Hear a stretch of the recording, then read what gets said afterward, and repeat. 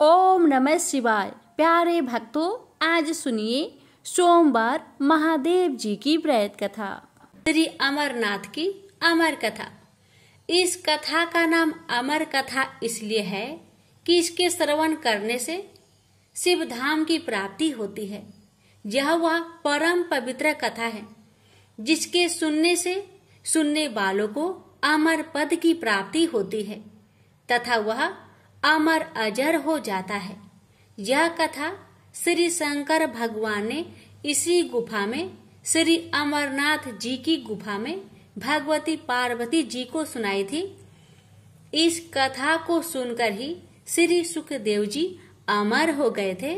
जब भगवान श्री शंकर यह कथा भगवती पार्वती को सुना रहे थे तो वह एक तोते का बच्चा भी इस परम पवित्र कथा को सुन रहा था और इसे सुनकर फिर उस तोते के बच्चे ने श्री सुखदेव स्वरूप को पाया था। सुख संस्कृत में तोता को कहते हैं और इसी कारण बाद में फिर मुनि सुखदेव के नाम से संसार में प्रसिद्ध हुए। यह कथा भगवती पार्वती तथा भगवान शंकर का संवाद है। यह परम पवित्र कथा लोक व परलोक का सुख देने वाली है। शंकर भगवान और जगत माता के इस संवाद का वर्णन भृगु संहिता, तिलमल पुराण, तीर्थ संग्रह आदि ग्रंथों में पाया जाता है। हम यहाँ पर आपके सम्मुख यह परम पवित्र कथा विस्तार पूर्वक रखेंगे।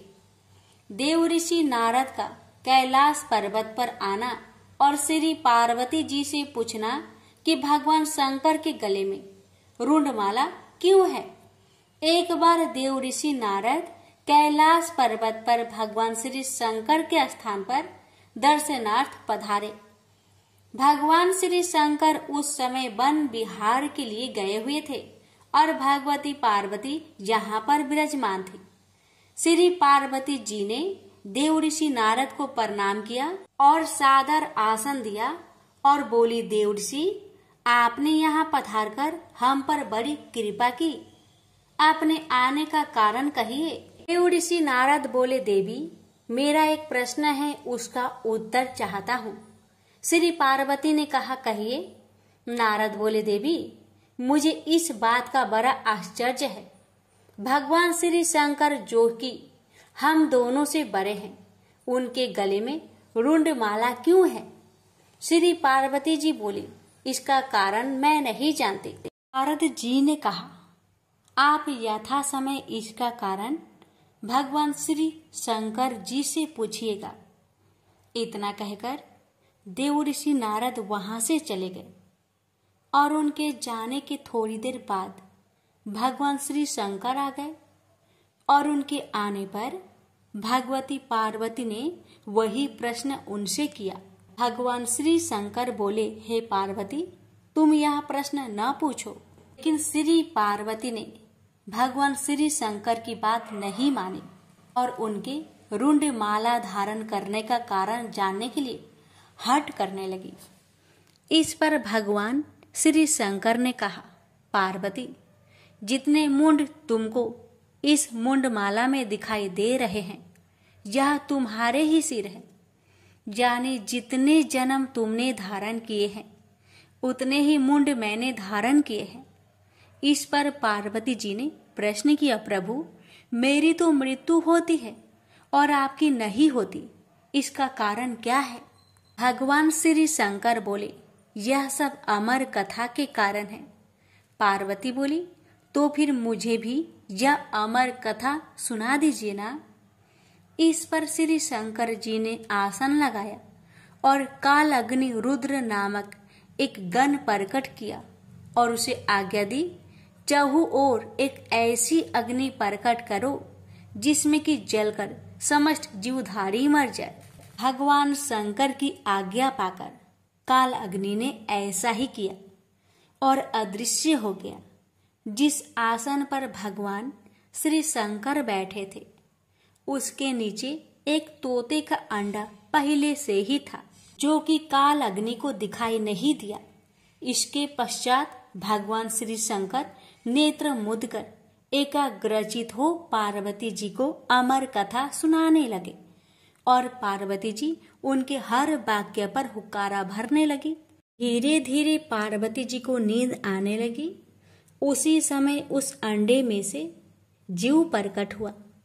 श्री पार्वती जी तब तक हुक्कारा देते देते सो चुकी थी। अब उसके स्थान पर तोता हुक्कार देने लगा। जब भगवान शंकर अमर कथा समाप्त कर चुके तो श्री पार्वती जी की आंखें भी खुली। भगवान श्री शंकर ने उनसे पूछा कि क्या उन्होंने अमर कथा सुनी है? श्री पार्वती ने उत्तर दिया कि अमर कथा नहीं सुनी। इस पर भगवान श्री शंकर ने पूछा, तब हुक्कारा कौन देता था? पार्वती जी बोली, मुझे नहीं मालूम। अब भगवान श्री शंकर ने इधर उधर देखा तो उनको एक तोता दिखाई दिया जो कि उनके देखते ही देखते उड़ गया। भगवान शंकर उठकर पीछे दौड़े। वह तोता उड़ता उड़ता तीनों लोकों में गया, लेकिन उसको कहीं जगह नहीं मिली। श्री व्यास देव की पत्नी अपने घर के द्वार पर बैठी जम्हाई ले रही थी। बस तोता उनके पेट में चला गया। भगवान श्री शंकर ने कहा, व्यास जी, मेरा चोर आपके घर में है। महर्षि व्यास बोले, प्रभु, हमारे घर में तो कोई चोर नहीं है। भगवान श्री शंकर के कहने पर महर्षि व्यास जी ने अपनी पत्नी से पूछा। उसने उत्तर दिया, ऐसा जान पड़ता है जैसे कि मेरे पेट में कोई पंछी गया है। महर्षि व्यास जी ने यह बात भगवान श्री शंकर से कही और साथ ही कहा, आपकी जैसी इच्छा हो वैसा कर सकते हैं, लेकिन यह तो आप जानते ही हैं कि स्त्री को मारना पाप है। श्री वेद व्यास की यह बात सुनकर श्री शंकर लौट गए। वह तोता कई वर्षों तक ऋषि पत्नी के पेट में रहा, लेकिन जब ऋषि पत्नी के पेट का कष्ट अधिक बढ़ता गया तो श्री वेद व्यास जी ब्रह्मा जी और उसके पश्चात श्री विष्णु जी के पास गए। फिर तीनों मिलकर भगवान श्री शंकर के पास गए। इसके पश्चात चारों श्री वेद व्यास जी के स्थान पर आए और पंछी की स्तुति करने लगे। पंछी जो भगवान श्री शंकर जी से अमर कथा सुनकर चारों वेदों तथा 18 पुराणों का ज्ञानी हो गया था, कहने लगा, अब तक जगत निर्मोही नहीं होगा, तक मैं माँ का पेट से बाहर नहीं निकलूंगा। इस पर भगवान विष्णु ने अपनी माया से जगत को निर्मोही कर दिया। इस पर वह तोता बालक रूप होकर माँ के पेट से बाहर आ गया और उसका नाम सुखदेव हुआ। श्री सुखदेव अपने जन्म के साथ ही सबको प्रणाम करके जंगल की ओर चल दिए और फिर भगवान विष्णु ने अपनी माया हटा दी और जगत पुनः मोहयुक्त हो गया। इस पर श्री वेद व्यास जी अपने पुत्र के लिए व्याकुल होकर श्री सुखदेव के पीछे जंगल में दौड़े और उनके पास पहुंचकर उनसे घर चलने के लिए कहा।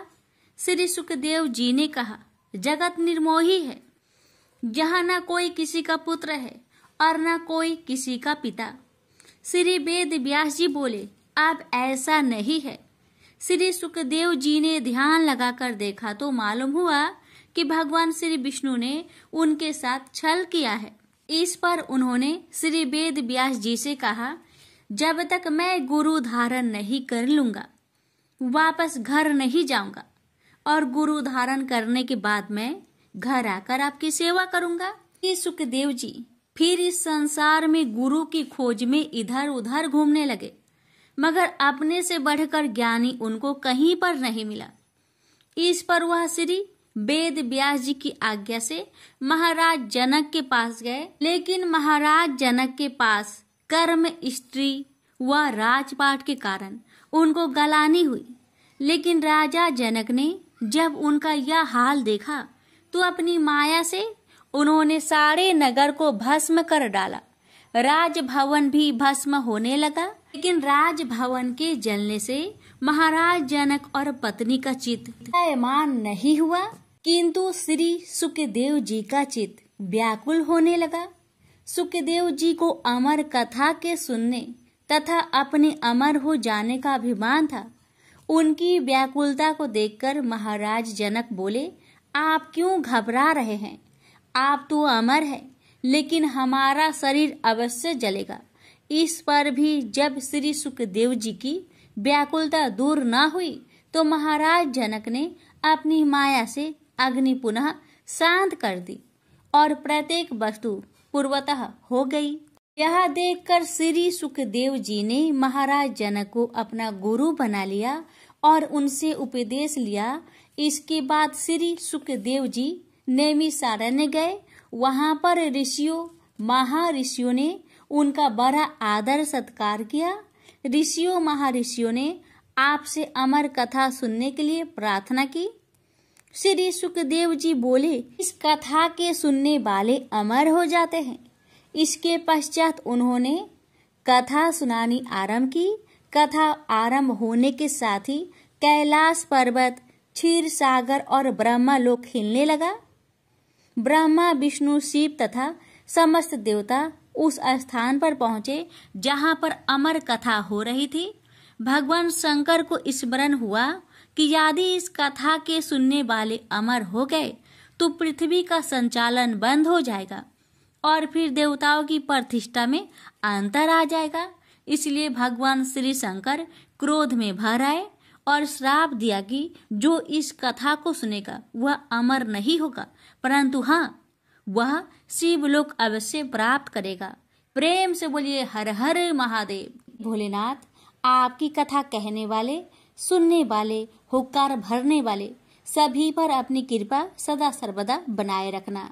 प्रेम से बोलिए हर हर महादेव। 16 सोमवार व्रत कथा। एक समय श्री महादेव जी पार्वती के साथ भ्रमण करते हुए मृत्यु लोक में अमरावती नगरी में आए। वहां के राजा ने शिव मंदिर बनवाया था, जो कि अत्यंत भव्य एवं रमणीक तथा मन को शांति पहुंचाने वाला था। भ्रमण करते समय शिव पार्वती भी वहां ठहर गए। पार्वती जी ने कहा, हे नाथ, आओ आज इसी स्थान पर चौसर पासे खेले। खेल प्रारंभ हुआ। शिव जी कहने लगे, मैं जीतूंगा। इस प्रकार उनकी आपस में वार्तालाप होने लगी। उस समय पुजारी जी पूजा करने आए। पार्वती जी ने पूछा, पुजारी जी बताइए, जीत किसकी होगी? पुजारी बोला, इस खेल में महादेव जी के समान कोई दूसरा परंगत नहीं हो सकता, इसलिए महादेव जी ही यह बाजी जीतेंगे। परंतु हुआ उल्टा, जीत पार्वती जी की हुई। अतः पार्वती जी ने पुजारी जी को कोढ़ी होने का श्राप दे दिया कि तूने मिथ्या भाषण किया। अब तो पुजारी कोढ़ी हो गया। शिव पार्वती जी दोनों वापस चले गए। कुछ समय पश्चात अप्सराएं पूजा करने आई। अप्सराओं ने पुजारी के उसके कोढ़ी होने का कारण पूछा। पुजारी ने सब बातें बता दी। अप्सराएं कहने लगी, पुजारी जी, आप 16 सोमवार का व्रत करें तो शिव जी प्रसन्न होकर आपका संकट दूर करेंगे। पुजारी जी ने अप्सराओं से व्रत की विधि पूछी। अप्सराओं ने व्रत करने और व्रत के उद्यापन करने की संपूर्ण विधि बता दी। पुजारी ने विधि पूर्वक श्रद्धा भाव से व्रत प्रारंभ किया और व्रत अंत में व्रत का उद्यापन भी किया। व्रत के प्रभाव से पुजारी जी रोग मुक्त हो गए। कुछ दिनों के बाद शंकर भगवान पार्वती जी पुनः उस मंदिर में आए तो पुजारी जी को रोग मुक्त देखकर पार्वती जी ने पूछा, मेरे दिए हुए श्राप से मुक्ति पाने का तुमने कौन सा उपाय किया? पुजारी जी ने कहा, हे माता, अप्सराओं द्वारा बताए गए 16 सोमवार के व्रत के करने से मेरा यह कष्ट दूर हुआ है। पार्वती जी ने भी 16 सोमवार का व्रत किया, जिससे उनसे रूठे हुए कार्तिकेय जी भी अपना माता से प्रसन्न होकर आज्ञाकारी हुए। कार्तिकेय जी ने पूछा, हे माता, क्या कारण है कि मेरा मन सदा आपके चरणों में लगा रहता है? पार्वती जी ने कार्तिकेय को 16 सोमवार के व्रत का महात्म्य तथा विधि बताई। तब कार्तिकेय जी ने भी इस व्रत को किया तो उनका बिछड़ा हुआ मित्र मिल गया। अब मित्र ने भी इस व्रत को अपने विवाह होने की इच्छा से किया। फलतः वह विदेश गया। वहां के राजा की कन्या का स्वयंवर था। राजा ने प्रण किया था कि हथिनी जिस व्यक्ति के गले में वरमाला डाल देगी उसी के साथ राजकुमारी का विवाह करूंगा। यह ब्राह्मण मित्र भी स्वयंवर देखने की इच्छा से वहां एक और जाकर बैठ गया। हथिनी ने इसी ब्राह्मण मित्र को माला पहनाई तो राजा ने बड़ी धूमधाम से अपनी राजकुमारी का विवाह उसके साथ कर दिया। तत्पश्चात दोनों सुखपूर्वक रहने लगे। एक दिन राजकन्या ने पूछा, हे नाथ, आपने कौन सा पुण्य किया जिससे हथिनी ने आपके गले में वरमाला पहनाई? ब्राह्मण पति ने कहा, मैंने कार्तिकेय जी द्वारा बताए अनुसार 16 सोमवार का व्रत पूर्ण विधि विधान सहित श्रद्धा भक्ति से किया, जिसके फल के कारण मुझे तुम्हारे जैसे सौभाग्यशाली पत्नी मिली। अब तो राजकन्या ने भी सत्य पुत्र प्राप्ति के लिए व्रत किया और सर्वगुण संपन्न पुत्र प्राप्त किया। बड़े होकर पुत्र ने भी राज्य प्राप्ति की कामना से 16 सोमवार का व्रत किया। राजा के देवलोक होने पर इसी ब्राह्मण कुमार को राजगद्दी मिली। फिर भी वह इस व्रत को करता रहा।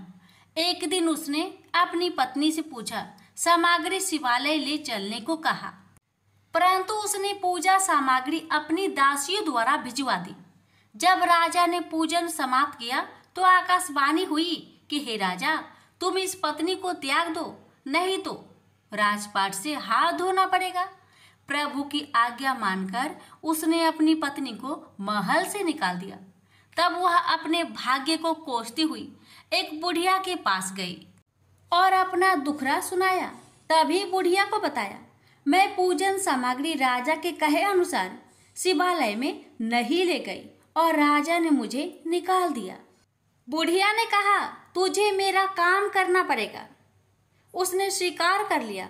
तब बुढ़िया ने सूत की गठरी उसके सिर पर रखी और बाजार भेज दिया। रास्ते में आंधी आई तो सिर पर रखी गठरी उड़ गई। बुढ़िया ने डांटकर उसे भगा दिया। अब रानी बुढ़िया के यहाँ से चलते चलते एक आश्रम में पहुंची। गोसाई जी उसे देखते ही समझ गए कि यह उच्च घराने की अबला विपत्ति की मारी है। वे उसे धैर्य बधाते हुए बोले, बेटी तू मेरे आश्रम में रह, किसी प्रकार की चिंता मत कर। रानी आश्रम में रहने लगी, परंतु जिस वस्तु को वह हाथ लगाती वह वस्तु खराब हो जाती। यह देखकर गोसाई जी ने पूछा, बेटी किस देव के अपराध से ऐसा होता है? रानी ने बताया कि मैंने अपने पति की आज्ञा का उल्लंघन किया और शिवालय में पूजन के लिए नहीं गई। इससे मुझे घोर कष्ट उठाने पड़ रहे हैं। गोसाई जी ने शिव जी से उसके कुशल क्षेम के लिए प्रार्थना की और कहा, बेटी तुम 16 सोमवार का व्रत विधि के अनुसार करो। तब रानी ने विधि पूर्वक व्रत पूर्ण किया। व्रत के प्रभाव से राजा को रानी की याद आई और दूतों को उसकी खोज में भेजा। आश्रम में रानी को देख दूतों ने राजा को बताया। तब राजा ने वहां जाकर गोसाई जी से कहा, महाराज यह मेरी पत्नी है, मैंने इसका परित्याग कर दिया था, कृपया इसे मेरे साथ जाने की आज्ञा दें। शिव जी की कृपा से प्रति वर्ष 16 सोमवार का व्रत करते हुए वे आनंद से रहने लगे और अंत में शिवलोक को प्राप्त हुए। प्रेम से बोलिए हर हर महादेव, माता पार्वती की जय। ओम नमः शिवाय। कथा इस प्रकार है। एक बार भगवान शिव कैलाश पर्वत पर समाधि लगाकर बैठ गए। वर्ष पर वर्ष बीतते चले, लेकिन उनकी समाधि भंग नहीं हुई।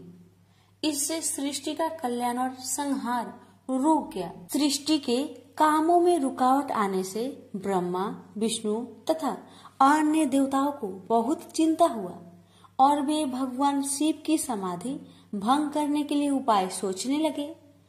ब्रह्मा भगवान विष्णु से बोले, भगवान आप ही कोई उपाय बतलाए जिससे भगवान शिव की समाधि टूटे और वह सृष्टि के कल्याण और संहार का अपना उत्तरदायित्व पूर्ण करने में लगे। अगर सृष्टि का चक्र रुक गया तो संसार नष्ट हो जाएगा।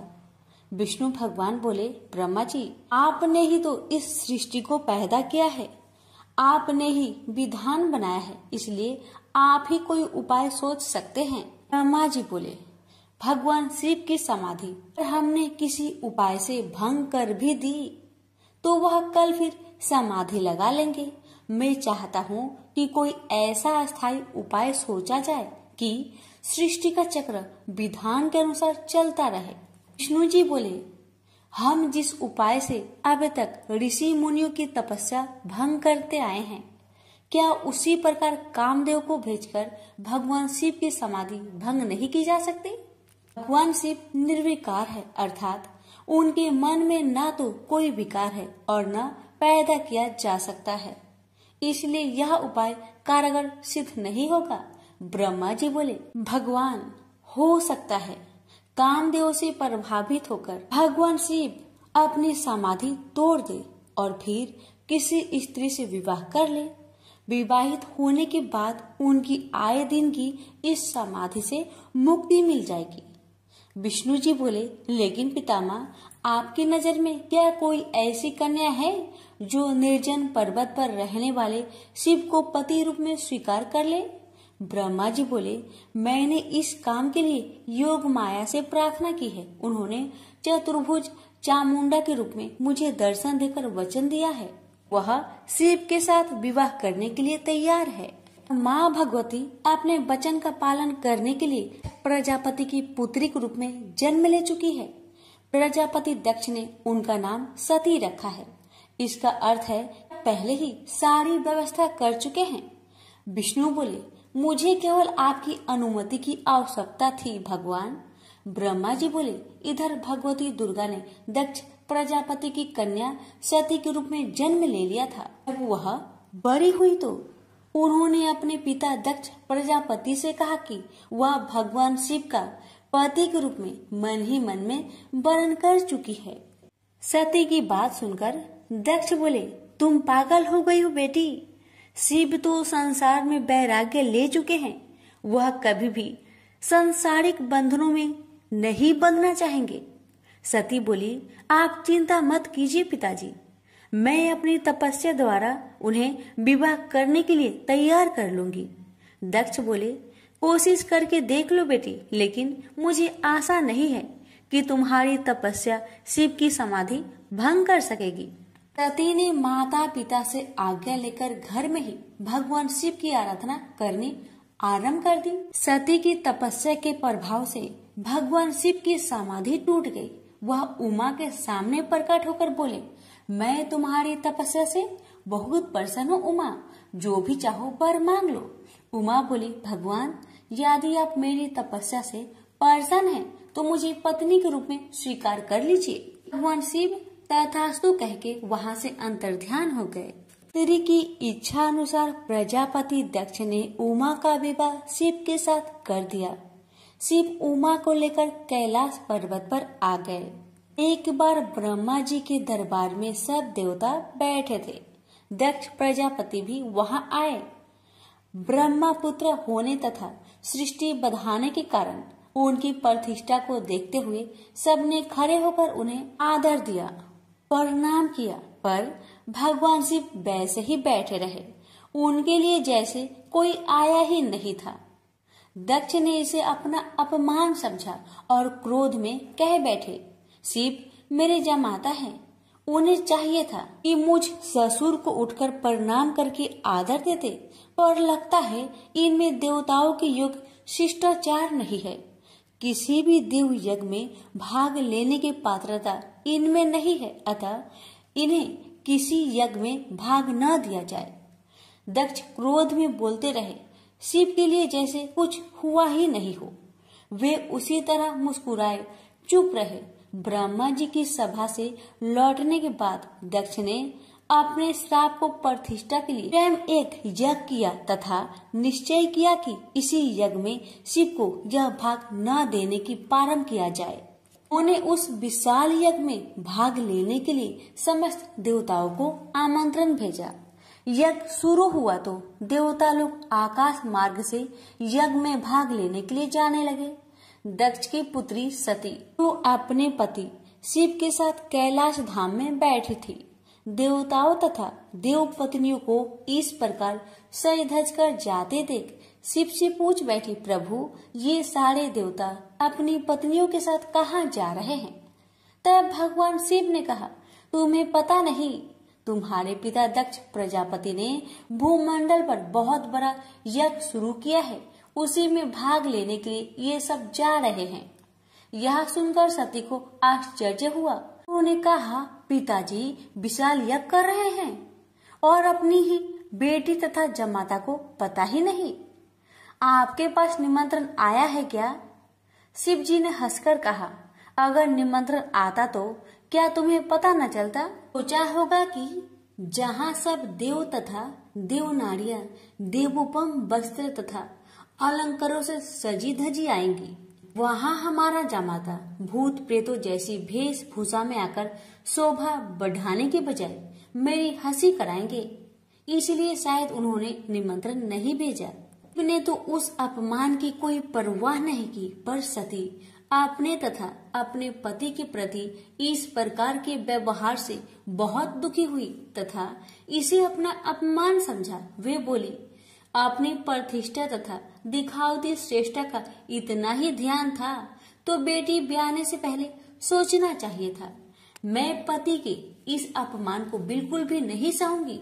मुझे आज्ञा दीजिए, मैं वहां जाकर पिता से पूछती हूँ तथा ये भी देखूंगी कि देवगण कैसे हैं जो देवाधिदेव शिव के बिना उस यज्ञ में भाग लेने जा रहे हैं।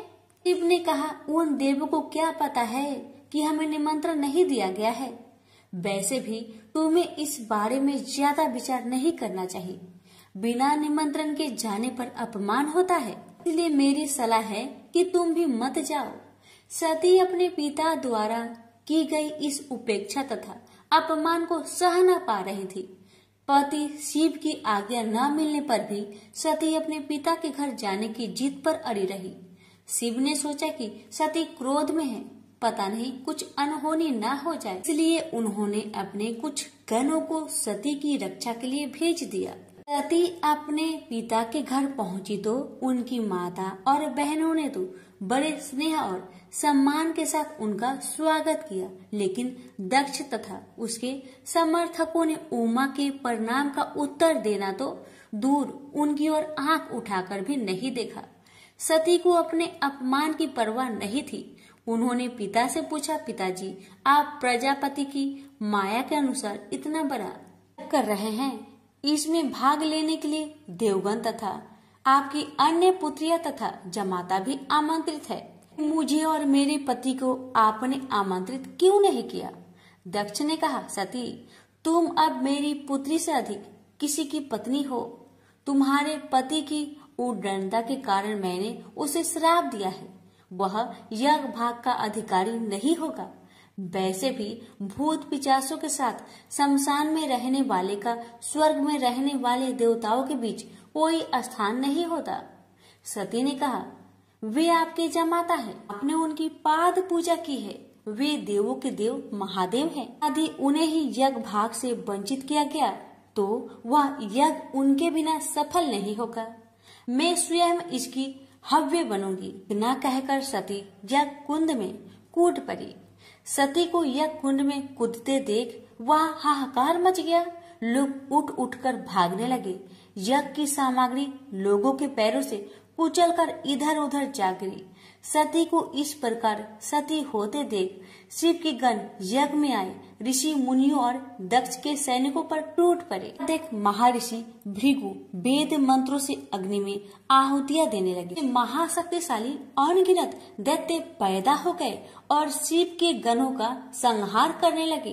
तभी आकाशवाणी हुई, मूर्ख दक्ष, तूने जिसको अपनी पुत्री समझकर अपमान किया है, अनादि शक्ति जगत की सृष्टा रक्षिका और कल्पात में संहार करने वाली है, वही योग माया माँ भगवती है। तूने उनका अनादर करके अपने विनाश के द्वार खोल लिए हैं। अब शिव के क्रोध से तेरी रक्षा करने वाला इस संसार में कोई नहीं है। भगवान शिव के गण भागकर उनके पास पहुँचे और उन्होंने सती के सती होने की पूरी घटना सुना दी। उमा के सती होने की घटना सुनकर भगवान शिव के क्रोध की सीमा ना रही। उन्होंने अपनी एक जटा उखाड़कर पर्वत पर दे मारी, जिससे महाप्रलय के समान भयंकर शब्द के साथ ही महापराक्रमी वीरभद्र पैदा हो गया। वीरभद्र के उत्पन्न होते ही 10 दिशाएं कांप उठी।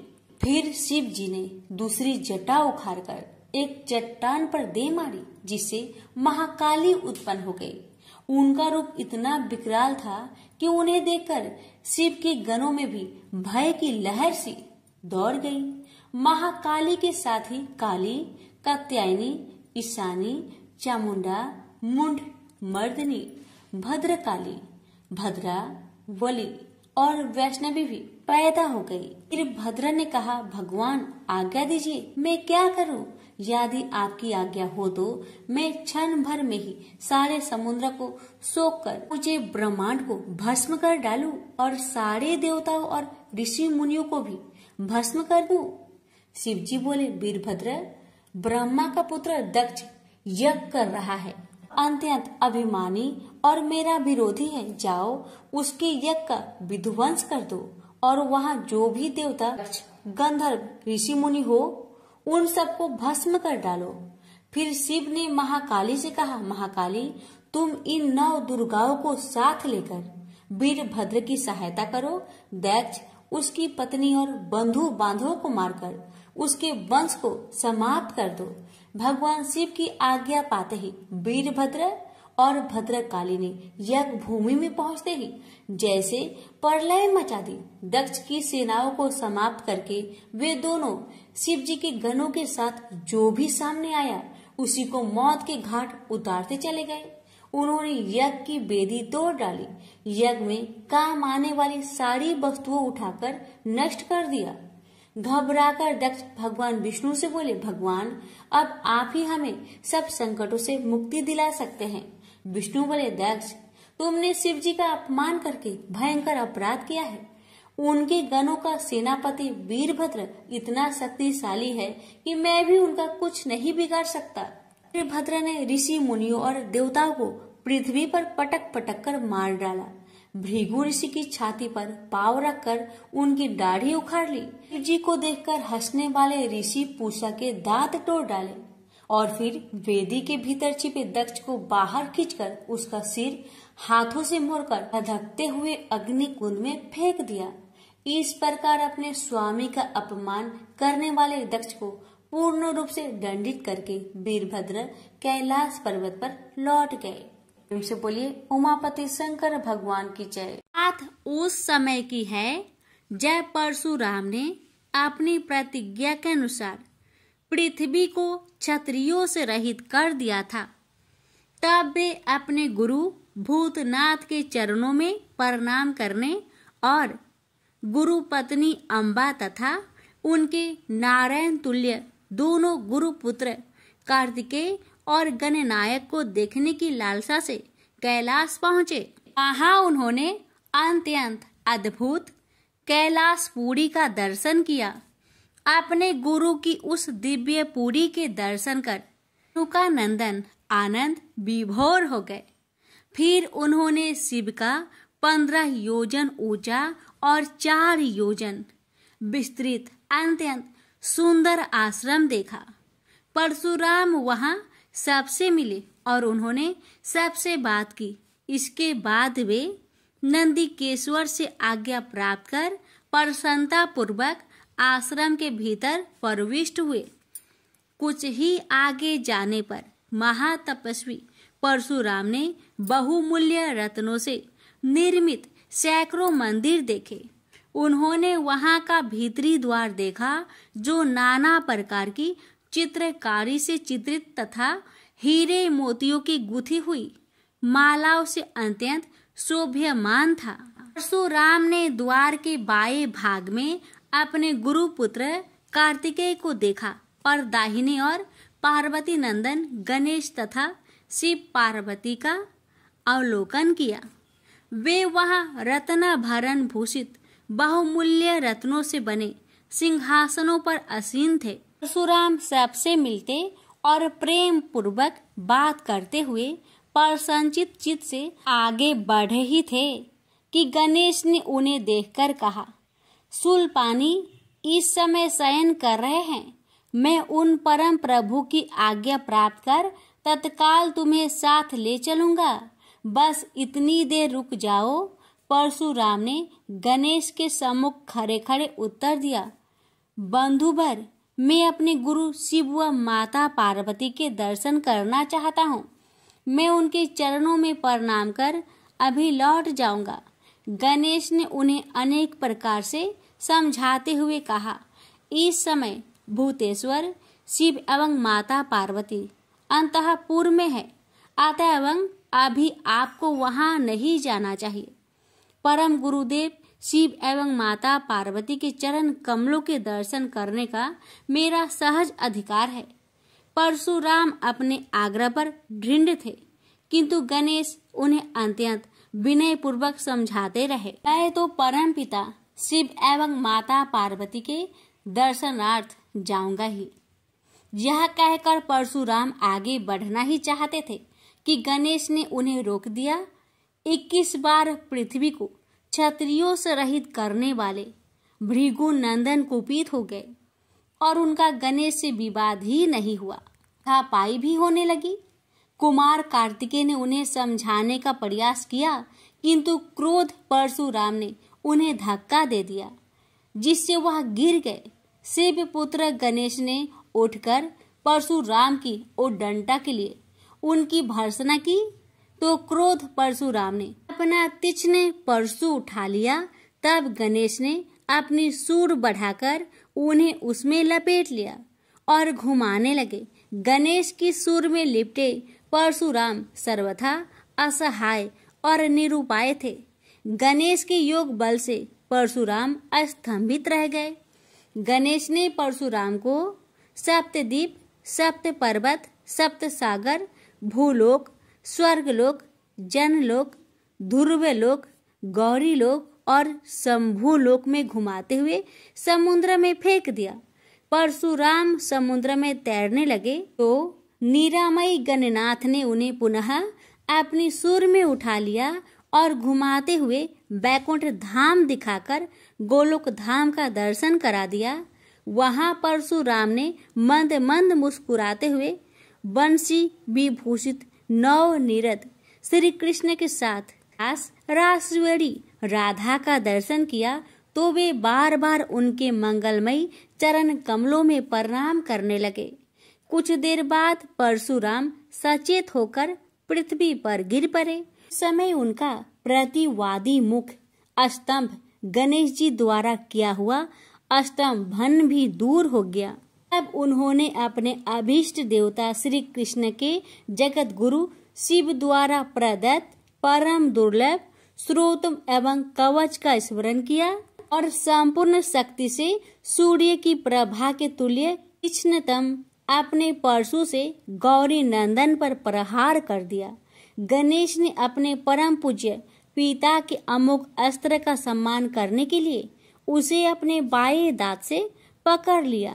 शिव शक्ति के प्रभाव से वह तेजस्वी परशु गणेश के बाएं दांत को समूल काट कर पुनः रेणु का पुत्र परशुराम के हाथ में लौट आया। गणेश का दांत टूटते ही भयानक गर्जना हुई और रक्त का फवारा फूट पड़ा। मुंह से निकलकर रक्त से सना दांत भूतल पर गिर पड़ा। उस समय धरित्री कांप उठी। यह दृश्य कार्तिकेय, क्षेत्रपाल आदि पार्षद तथा शून्य में देवगण अत्यंत भयभीत होकर हाय हाय करने लगे। कैलाशवासी डर से मूर्छित हो गए।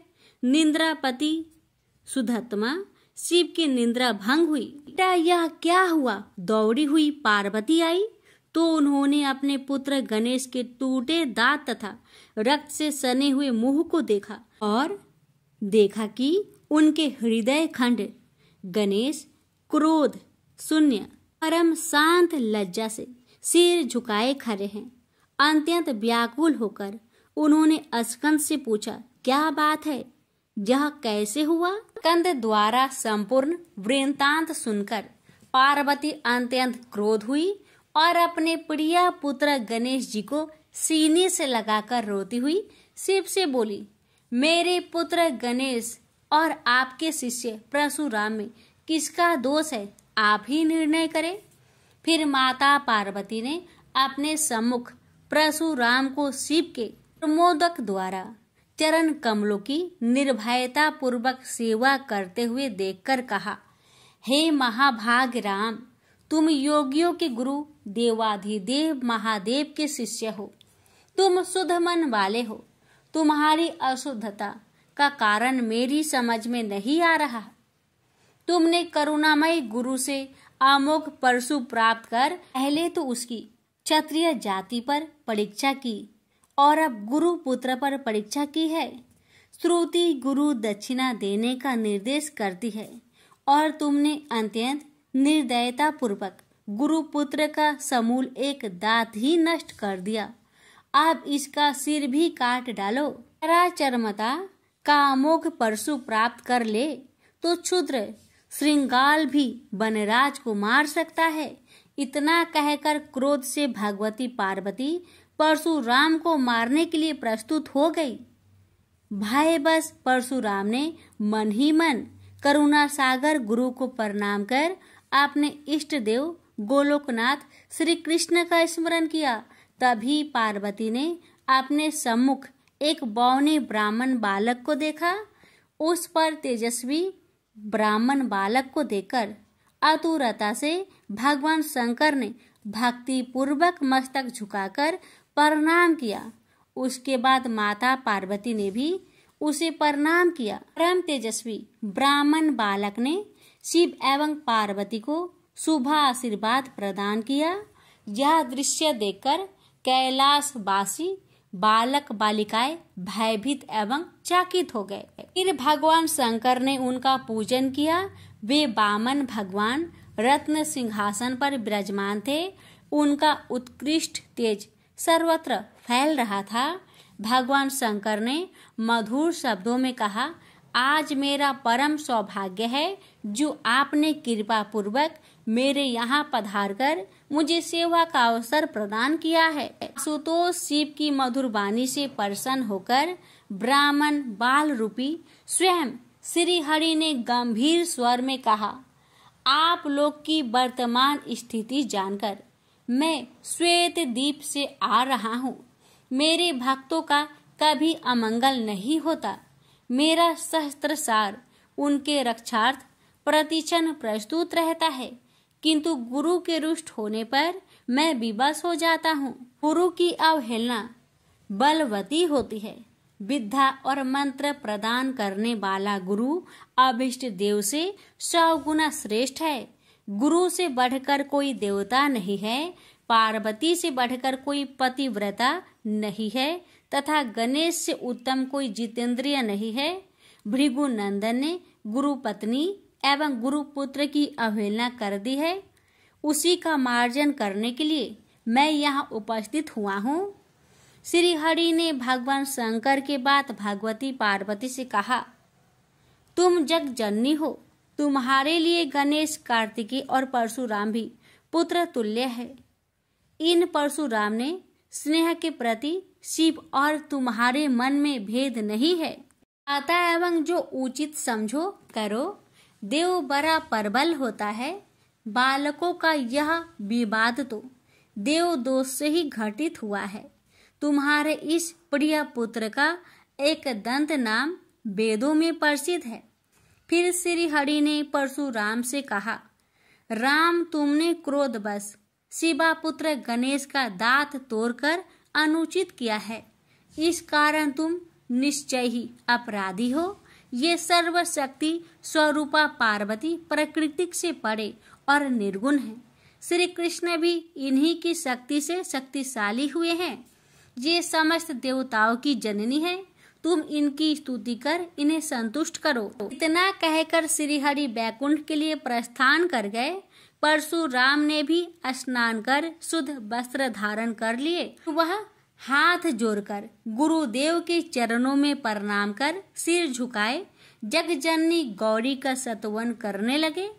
भक्तवर परशुराम के संपूर्ण अंग पुलकित थे और उनके नेत्र से अश्रु प्रवाहित हो रहे थे। इस प्रकार करुण प्रार्थना करते हुए अंत में परशुराम ने कहा, जगजननी रक्षा करो, मेरे अपराध को क्षमा कर दो। भला कहीं बच्चे के अपराध करने से माता कुपित होती है?